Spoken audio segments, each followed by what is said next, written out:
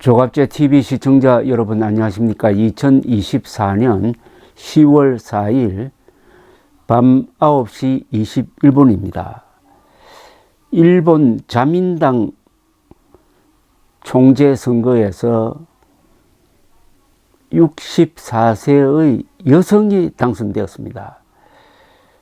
중의원회에서 총리로 선출될 가능성이 거의 확실합니다. 그러면 일본 역사상 처음으로 여성 총리가 등장합니다. 남성 우위의 사회로 알려져 있는 일본에서 아주 커다란 정치적 변혁이 일어났습니다. 이분의 성함은 다카이치 사나에신데 왜 이 사람이 당선될 수 있었느냐? 고이즈미 전 총리의 아들이 유력시 되었는데 결국 다카이치 사나에 씨가 당선된 데는 두 가지 요인이 크다고 합니다. 첫째는 지금 자민당 안에서 상당히 영향력이 큰 정치인이 고 아베 수상입니다. 아베 총리는 2022년 7월 암살되었습니다. 그리고 그 전에 두 차례에 걸쳐서 약 10년을 집권했던 사람입니다. 일본 역사상 최장수 총리였습니다. 그리고 마지막이 좀 비극적으로 끝나서 아베 씨에 대한 동정심도 있고 또 아베의 노선을 따르는 정치 세력이 일본에서 특히 자민당 안에서 주류가 되었습니다. 이 아베 세력이 다카이치 사나에 씨를 적극적으로 밀었다고 합니다. 두 번째는 이 국제적인 흐름인데 현재 국제적으로 우파 득세 시대를 맞고 있습니다. 트럼프는 우파가 아니라 극우파로 분류를 해야 되고 지금 유럽에서도 우파 세력이 우파 정당이 선거에서 약진하고 있고 일본도 마찬가지입니다. 이런 가운데서 우파로 알려져 있는 아베 씨의 지지를 받은 다카이치 사나에 씨가 여성임에도 불구하고 그 노선으로 해서 이번에 총리 후보가 되는 거죠. 지금 총리 후보고 자민당 총재로 당선된 것으로 이렇게 보입니다. 하나는 큰 국제적인 흐름과 그리고 당내 기반이 강했다는 겁니다. 그런데 이 다카이치 사나에 씨는 평소 마가릿 대처 전 영국 총리를 존경했다고 합니다. 세계 보수 세력의 어떻게 보면은 상징적 인물이 마가렛 대처입니다. 1980년대 영국을 지도하면서 아주 선명한 논리와 그리고 강경한 대공산 정책으로 해서 당시에 레이건 대통령 그 다음에 바티칸의 요한 바오로 2세와 함께 일종의 삼각동맹을 맺어가지고 공산 세계를 압박해서 무너뜨리는 데 중요한 일종의 이론가였던 마가렛 대처를 존경하는 여성 총리가 일본에서 등장했다는 이야기입니다. 작년 자민당 총재 선거에서는 이시바 시게루 현 총리에게 밀려 낙선했으나 올해는 유력 후보였던 고이즈미 신지로 농림상을 제치고 총재 자리를 차지했습니다. 나라현 출신이라고 합니다. 회사원 아버지와 경찰관 어머니를 두었습니다. 어머니는 어린 다카이치에게 빨간 장미처럼 되라고 했다고 합니다. 여성다운 화려함을 잃지 않으면서도 잘못된 것에 맞서는 가시 역할을 하라는 것이었습니다. 젊은 시절에는 오토바이를 즐겨 타고 대학에서는 헤비메탈 밴드에 속해 드럼 연주도 했고 초등학교 때 피아노를 가르쳐준 음대생의 영향으로 하드록을 좋아했다고 하는데 혼자서 여행을 일본 일주를 하기도 했다고 합니다. 고베 대학을 졸업한 뒤에 마쓰시다 정경숙에 입숙을 했습니다.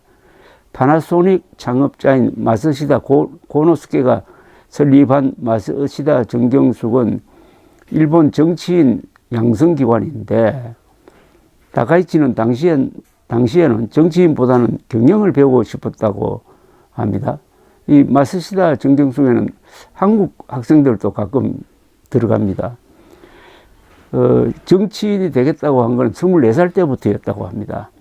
미국에서 하원 의원실에서 일한 경험도 있고, 일본으로 귀국한 뒤에는 텔레비전 방송 캐스터로 활동을 했고, 일본 프로야구팀 한신 타이거즈의 팬으로 알려져 있습니다. 인지도가 상당히 높은 방송인이었지만은 정치에 입문할 때는 몇 번 실패를 했다가 1993년 중의원 선거 때 무소속으로 당선되고, 이때 당선된 동기가 아베 신조 전 일본 총리였습니다. 아베 신조는 2006년 총리가 되었고, 그때는 1년밖에 하지 못했습니다. 다카이치는 그때 아베 총리에 의해서 오키나와 북방 담당상으로 첫 입각을 했고, 이후 2012년에 출범한 아베 정권 제2차 내각 때는 총무상과 자민당의 당 3역 중 하나인 정조 회장을 지냈습니다. 매년 2차례 야스쿠니 신사를 참배하는 걸로 유명을 한데, 그래서 한일 관계를 걱정하는 사람도 있지만은 저는 크게 걱정하지 않습니다. 총리가 되면은 사람이 많이 달라지는 경우를 우리가 여러 번 본 적이 있습니다. 자민당 총재 선거 도전은 이번이 3번째였습니다. 2021년 자민당 총재 선거에 도전했다가 낙선. 그래도 낙선하긴 했지만은 아베 전 총리가 지원을 하니까 결선 투표까지 올라갔고요. 작년에는 당내 보수파의 지지를 받아 결선 투표까지 갔으나 온건파인 이시바 총리에게 밀려서 낙선을 했습니다. 이번에는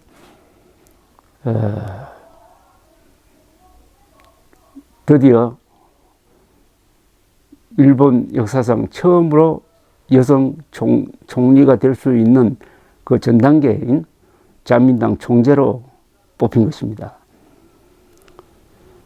이번 결선 투표에 앞서 최후 연설에서 다카이치 씨는 일본의 지금과 미래를 위해 자민당이 변하지 않으면 안 된다, 그런 위기감 때문에 총재 선거에 출마했다고 했습니다. 일본 열도를 강하고 풍요롭게 만들고 다음 세대로 이어가자고 강조를 했습니다. 당선 연설에서 다카이치 씨는 기쁘다는 것보다 정말 앞으로가 힘든 일이라고 소감을 밝혔고, 전 세대가 총력을 모아 전원이 참가해 열심히 하지 않으면 바로 세울 수가 없다. 나 자신도 워크 라이프 밸런스란 말을 버리겠다고 했습니다. 일하는 일본을 만들겠다는 뜻으로 보입니다.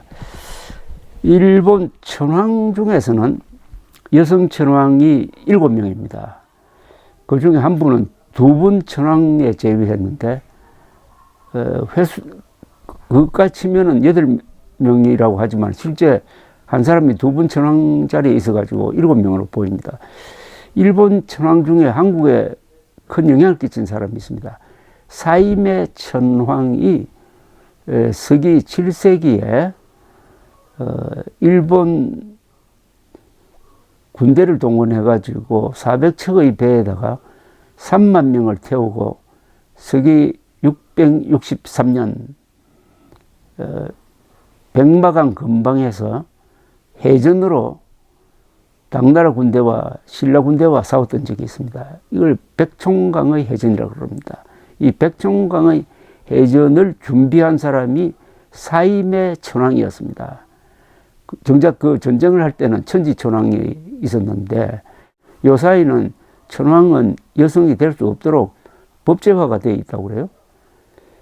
그런 가운데서 최초의 여성 총리가 등장할 가능성이 이제 높아졌습니다. 한국과 일본의 문화적 전통이 비슷한 것도 있고 다른 것도 있는데, 크게 다른 것은 한국은 조선조가 주자학 통치 이념으로 나라를 다스린 데 반해서 일본은 무사 지배 하에서 주자학을 그냥 교양 정도로 다루었지 이데올로기, 정치 이데올로기로 삼지는 않았습니다. 정치가 그만큼 교조화되지는 않았다는 이야기죠. 원래 이 사무라이 지배가 한 800년 동안 계속되었는데, 이 사무라이 지배라는 것은 군사 통치인데, 군사 통치는 공통점이 이 과학을 굉장히 중요시합니다. 그래서 실용적이란 특징이 있죠. 자, 그럼 앞으로 한일 관계가 어떻게 되겠느냐 하는 것인데, 세계적으로 지금 그 중심에 있던 미국이 흔들리면서 트럼프가 극우화되면서 세계 정치 전체가 오른쪽으로 지금 기울고 있는데, 이번 일본도 그런 바람을 타고 있는 것으로 보입니다. 한국은 오히려 윤석열 전 대통령의 몰락으로 이 우경화가 좀 브레이크가 걸리는 모습입니다. 그런데 국민의힘은 우파 보수도 아니고 극우화가 되어 버려가지고 이제 정치적 영향력이 급속도로 떨어졌습니다. 이런 세계적 추세에 맞추려면 한국의 우파, 즉 보수도 이제는 합리성, 실용성을 중심으로 해가지고 다시 뭉쳐야 되는 그런 타이밍에서 아주 헤매고 있습니다. 한국엔 든든한 보수층은 아직도 근제합니다. 45%에서 한 55% 사이를 넘나들기 때문에 한국이 뭐 공산화된다든지 이런 것은 사실은 걱정할 필요가 없는 겁니다. 일본의 변화는 필연적으로 주변에 영향을 주는데, 특히 한국 정치에도 많은 어떤 영향, 충격을 주지 않을까 하는 점에서 앞으로 일본 정치를 주목할 필요가 있다고 생각합니다.